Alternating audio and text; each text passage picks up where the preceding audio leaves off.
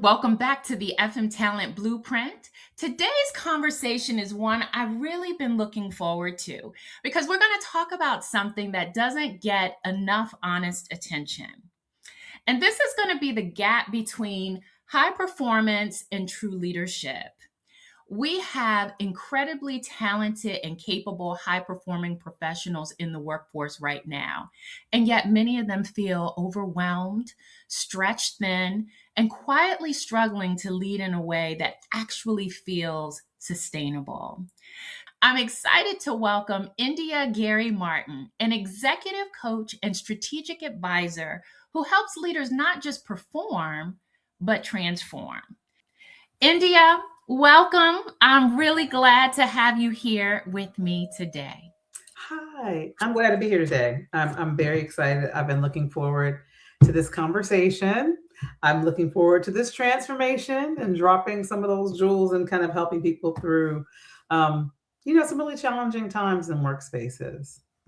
There's a lot going on, but before we jump in, there are a lot of people, that are listening that are just meeting you for the first time. So can you tell us a little bit about the work that you do and the type of leaders that you're typically being brought in to support? Sure. So I am, previous to starting this company, I'm a 25-year veteran of financial services on 4 continents. I lived as an expat on 4 continents. So I have quite a global perspective in C-suite roles. And so in my last role, I had 15,000 people in my business and a $3 billion a year budget. So I understand scale. I understand what it is to lead and what it is to run organizations. So as I started this leadership development and coaching practice, strategic advisory really is what it is. It was about accessing things that I'd done. And a lot of people would say to me, like, how did you get to this space? Or how did you do that thing? And how did you lead through a lot of different challenges like the 2008 banking crisis and some other things, And so when I thought about developing this work, it was really about how you help leaders be better leaders, how you help people navigate uncertainty, challenge, ambiguity, all the kinds of things. And then, it also evolved into people who were at ascending into the C-suite or wanted to ascend into the C-suite and helping them to identify the gaps that they were facing between where they were and what the next was. And then it kind of evolved into CEOs wanting to figure out how to go onto board service and what that might look like. And so the kind of key thing is the succession gap. Like, what are the things the things that got me here aren't going to get me there? What are those gaps? And that's the space that I plan as it relates to the strategic advisory and coaching space that we're talking about today. Well, you teed us up perfectly, talking about those hidden gaps. So from your perspective, what are the biggest gaps that you're seeing between those high performers and those that are effective leaders?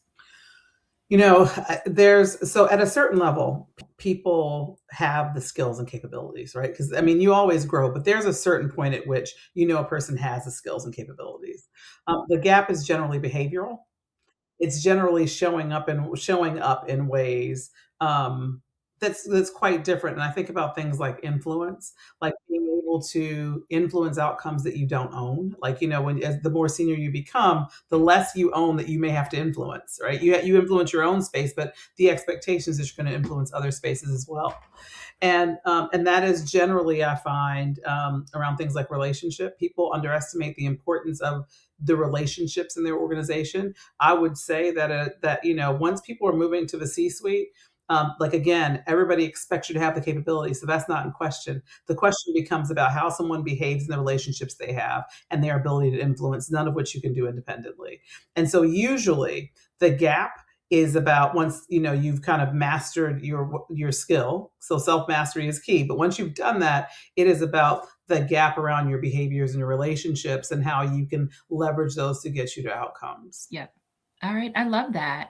I also see, maybe not at that group that you are working with, that C-suite group, because you're expecting that they have already some levels of leadership. But I find that for those kind of middle level managers that are trying to get a step up, you said this earlier, what gets you there won't get you, what got you here won't get you there. I think people kind of try to white knuckle it and just push through leadership, trying to do all the old behaviors, old things that they used to do, that were rewarded, right? They were the go-to person. And then when they move into another level of leadership, it's actually not you doing all the things. It's actually you being able to create a pathway for your team. It's you being able to create a vision and clarity for those who can, start to take off that on that load.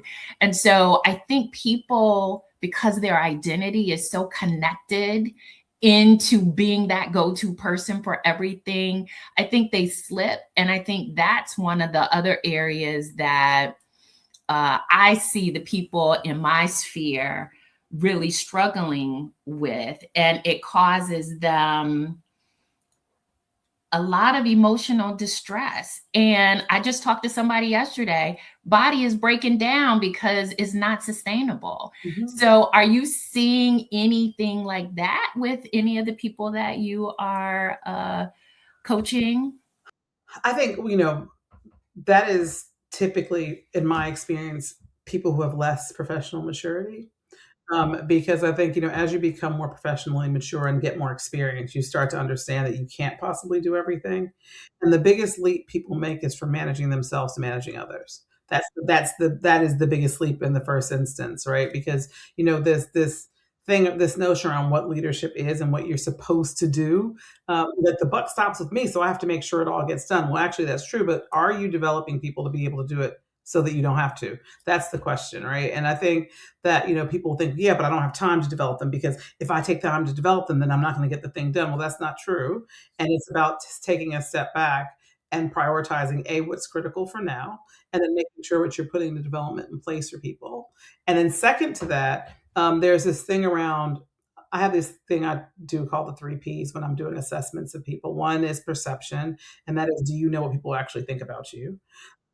The second one, not, do you actually know? And people are like, well, I don't care. Well, you should, because if you don't know and you're showing up and your intention and your impact don't align, that's a problem. Then second to that is, performance, and that's, does your performance align to your aspirations? So you say you want that big job, but does your performance align to that? Because people will tell you about what they're ready to do, but not have self-mastered in the place they're in. And so it's kind of like, actually, do an assessment of, what does my performance, written performance, not just what I think, does my performance align to the aspiration that I have?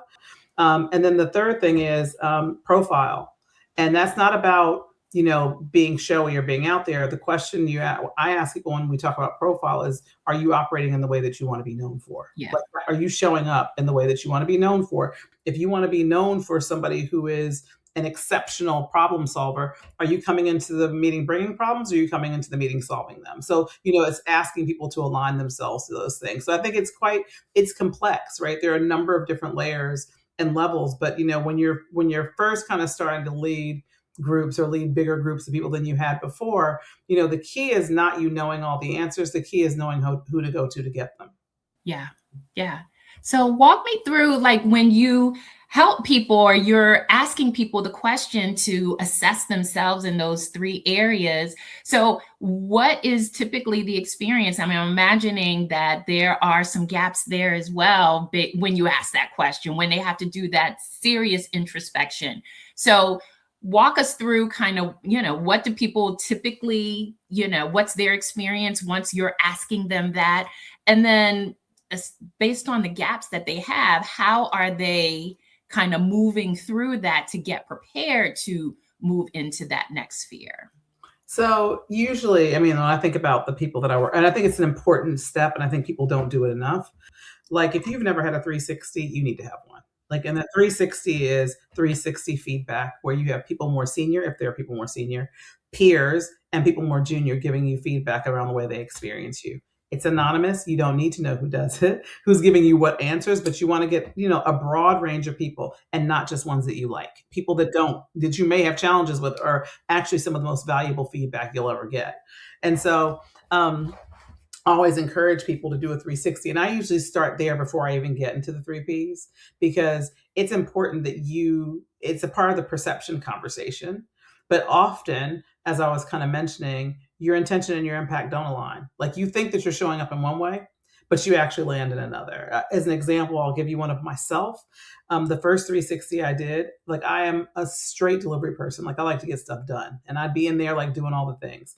And I always met my deadlines, always met my budgets, really killing it. And so I was excited to do a 360. And then I got the feedback that India is an amazing delivery person, but leaves a trail of dead bodies behind her, because I wasn't paying attention to the impact on the people of the things I was doing. I was getting it done, sure.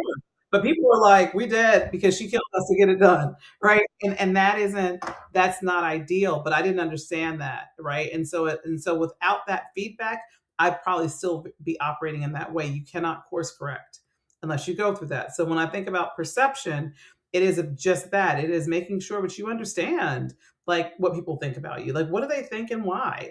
And what are you doing that's the case?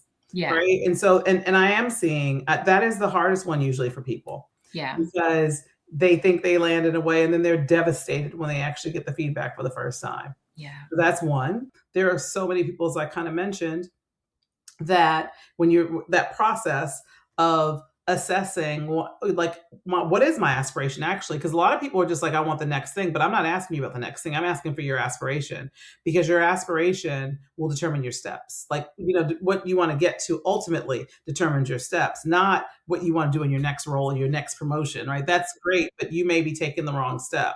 So when I'm asking you about your aspiration and then asking you if your performance aligns to that, it's a really kind of white knuckle conversation for some folks, because you're like, oh, well, if I want to eventually be the CEO of this company, there may be other things I need to do. And oh my goodness, my performance review is a 3 on a rating of 5. That ain't gonna get me to the CEO. So, like, does your performance and the way that you show up and the work that you do align to that ultimate thing? Like, are you positioning yourself for that? And so that process is one that's quite a tough one for people to experience, because it really requires a level of reflection and honesty, which is why the 360 is important, because you can't lie to yourself when everybody's telling you. Right. And when it's just you. Yeah.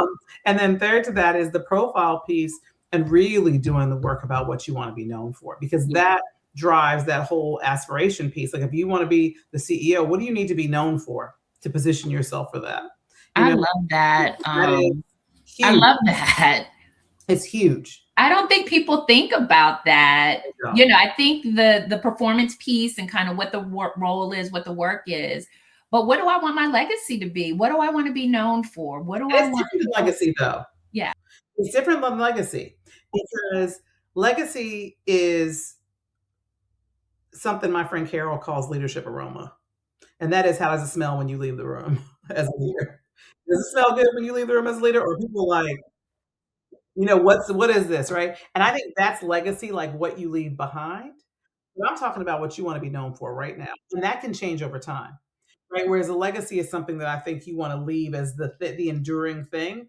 Is slightly different than what you want to be known for, because what you want to be known for may be different in this role than the next. Whereas your legacy, you would hope, would be enduring. Okay. Right. Whereas a legacy is something that I think you want to leave as the enduring thing. Is slightly different than what you want to be known for, because what you want to be known for may be different in this role than the next. Whereas your legacy, you would hope, would be enduring. Okay. I love that. I've learned a lot.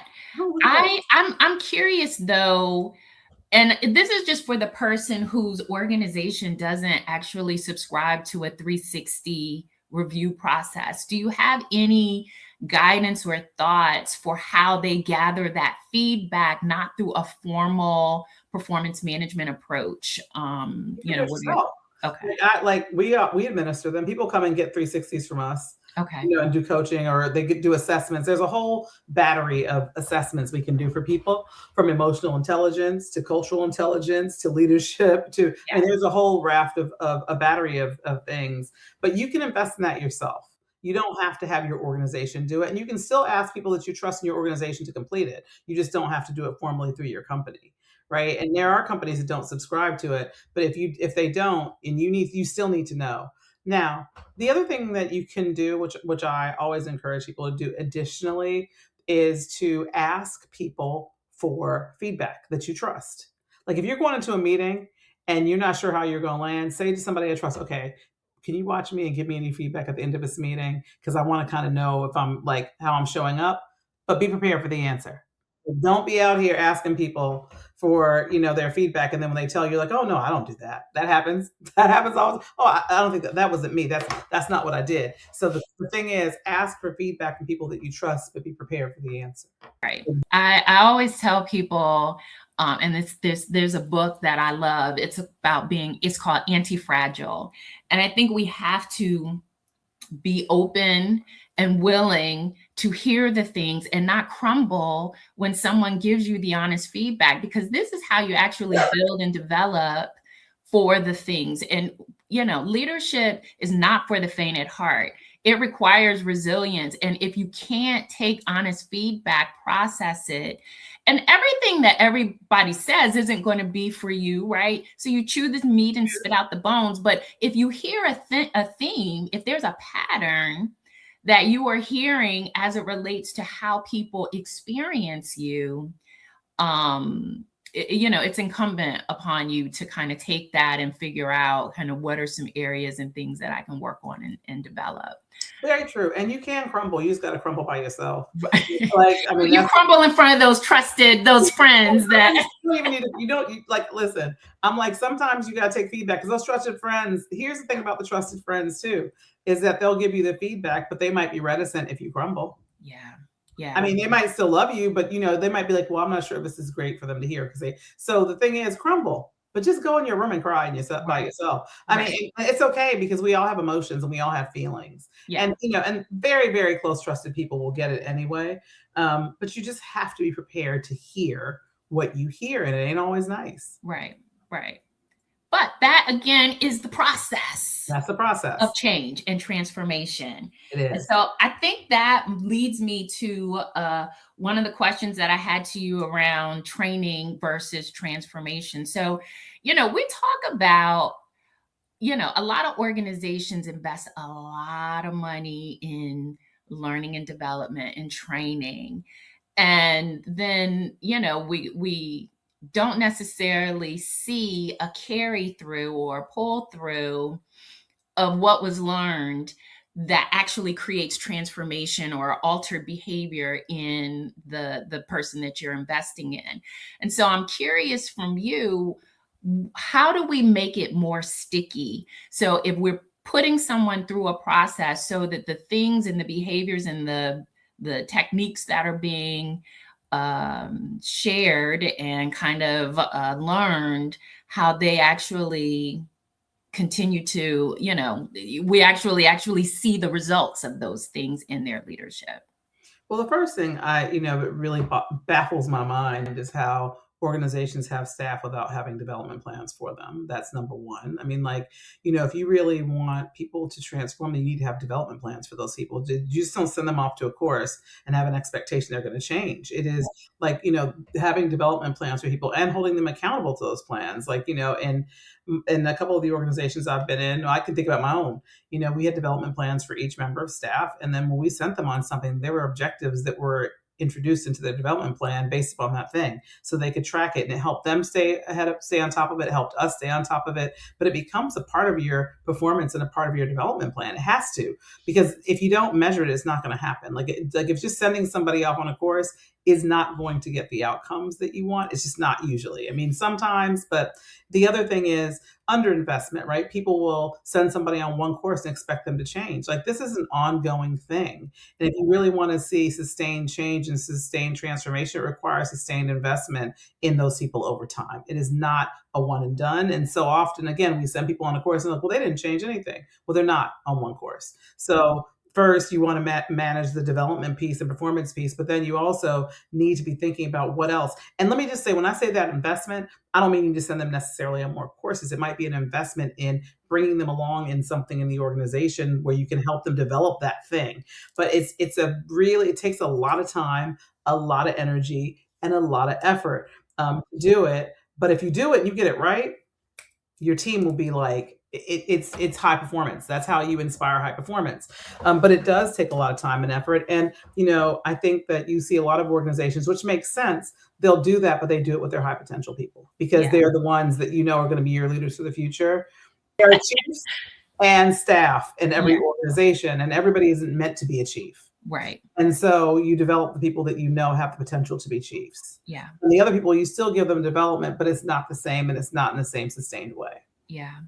So when you think about this, like when I think about my own development and what I've had a lot of coaches that I've worked with on a very regular and reoccurring basis.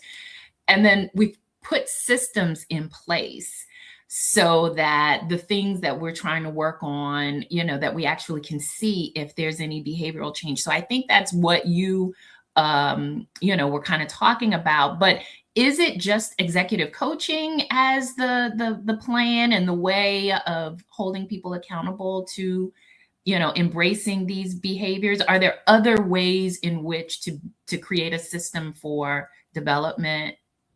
I think that it should be well more than that. I mean, it has to be well more than, just coaching. It has to be, like what kind of leadership development curriculum is this person going through? It has to be opportunities in the organization for them to practice the things, because somebody might be in a job where they don't get to practice the things they learned. Like, you gave them something, but you don't give them the space to practice it. So I think, it's a multi-pronged approach around the development of these leaders. And so coaching is a thing that usually happens. I mean, well, there are kind of two ways that I see it. One is people the more senior folks become, the more lonely it gets, because you suddenly don't have you don't have the sounding board and strategic advice that you would have, lower down the organization where you have a lot more peers, right? And so that kind of client is one where I'm supporting them in a much more strategic way, where I'm giving them sounding board advice. They're asking me things about thinking about their business or thinking about, whatever it might be. That's a very different thing.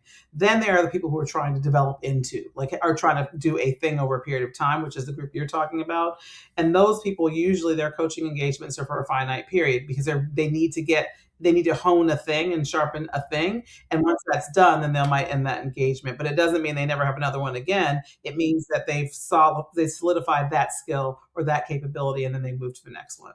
I imagine that there's a lot of people that fit that sphere. And I know, and I just want to say this for the leaders, and I hope you all heard, this isn't a one and done thing, or organizations, this isn't a one and done thing. You cannot send a person to one training course and expect them to be able to exhibit the behaviors that they learned in that training from that one experience. It is just not how people learn. And so unless you are willing to consistently, invest time, it doesn't have to always be money for another course, but the time to create a systematic plan for that person, you will probably get minimal results. So I was just reiterating what you said, just making sure that we had the sound bite. So I want to talk about the modern leader and what that skill set looks like. So what do you believe are the skills that define a strong leader? Agility, like, because this environment requires a level of agility that we've never seen before. You have to be able to pivot very quickly, which is really uncomfortable for a lot of people, because a lot of leaders don't like change. Even though, they might be leaders, they still might not like change. And, this environment is one that requires pivots on a regular basis. And so I think the ability to be able to be agile and to be able to pivot and not be anchored in every single thing, I think is one. Another one is the ability to live and deal in ambiguity. The more senior you become, the more ambiguous it becomes, because nobody's telling you what you need to do. Nobody's giving you the answers. You often have to forge your own way. Bravery. And that is, you have to step out on faith sometimes just get some things done. Like you don't know how it's going to land. That's it. It's challenging because that a thing has to happen, but you're not sure how it's going to happen. You're not sure which way it's going to happen, and you have to be brave and step out. But not only step out for yourself, but lead your troops to the thing, and which is really tough. I would say decision making. So you have to be decisive. And you have to know that it's okay to be 80% of the way there, but it ain't always going to be 100. And a part of that is because the people who you are leading cannot live in indecision. And your indecision will cause people to fail because they don't know which direction to go. And you're going to create a level of chaos and flux in your organization, which is far too challenging. And so it is okay to say, I'm making this decision right now with the information I have, and I might change it, but here's where we're going, because people need the direction. They need to know where to go. It's like I always say, and people who know me who are watching this, you will have heard me say this a million times. It is an Indiaism for sure. People will forgive a bad decision. They will not forgive indecision, and you have to make decisions. And so I think those are the ones that are the most important, except my last one is stroke being a servant and being compassionate. It is so important for leaders to understand that your people are not in service to you, and that you are in service to them. It is your job to remove the barriers for them. When you're going to people saying, have you done this and is this happening? The question I ask you is, what have you done to ensure that it has? Have you removed the barriers for those people? And if they haven't done it, it's usually because there may be something else that needs to shift. And so, especially the more junior people are, it may be that you didn't give them the context. They don't understand all of what it is. It may be that they're experiencing some resistance from another place in the organization or outside of the organization or whatever it is. My point is, as a leader, your job is to serve your people. And if you think they're here to serve you, you'll fail. Yeah. So what I heard in all of that, none of the skills, none of the things that you said are most important as a skill set is a hard skill. Every single one of those are what I would consider a human skill to help you lead people through the hard things, right? And so I think that is really poignant, because as you continue to elevate, it is really that human to human piece. It's, do I have EQ, emotional intelligence, to be able to lead these people? Can I communicate effectively with them, and making sure that I am clarifying the vision? And then the servant piece at the end, having that as a mentality and a mindset, I think is so poignant and important for leading in any sphere. I mean, you have to understand your why, and being able to support and serve and help others has to be at the top of that. So I applaud you for bringing that out. Thank you. I have something I think is an important Okay.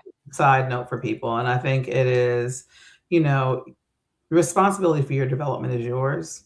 People Yeah. want to put it at their employer's doorstep, and actually, it's your responsibility to develop yourself as much as it is your employer to give you opportunities. So while I was talking about the things that employers need to do to kind of support their people, like Yeah. people, you are responsible for your own thing too. Like, it is not just them giving you, and they haven't given me any opportunities and they haven't sent me on training. Train yourself. Like, investment in yourself is investment in your wealth. And Yeah. if you want to grow your career, when I say wealth, I'm saying that loosely, not necessarily just money, but growing, your career, you have to put investment into it. Is not just about your employer. You have to be a student.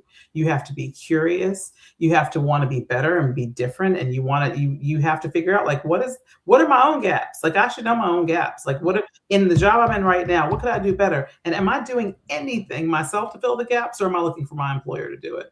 Because the difference between a leader and staff, or the staff look for somebody to give it to them, the leaders are going and getting it for themselves. Yeah, I think what you said is great, because I talk to my own team, and we do this internally, a lot of reading, and you hear this phrase, leaders are readers. But I have learned so much. I've gotten so much mentorship, guidance, new ways, approaches of doing things as a leader myself, just from reading books. It inspires creativity and new ideas. I mean, there is nothing that you have to really ideate that's new that, isn't already in a book. That's true. And No, that's right. That's and right. so, yeah, so, I think that that is right. We can't expect you to be spoon fed everything. What have you done in support of your own career? 100%.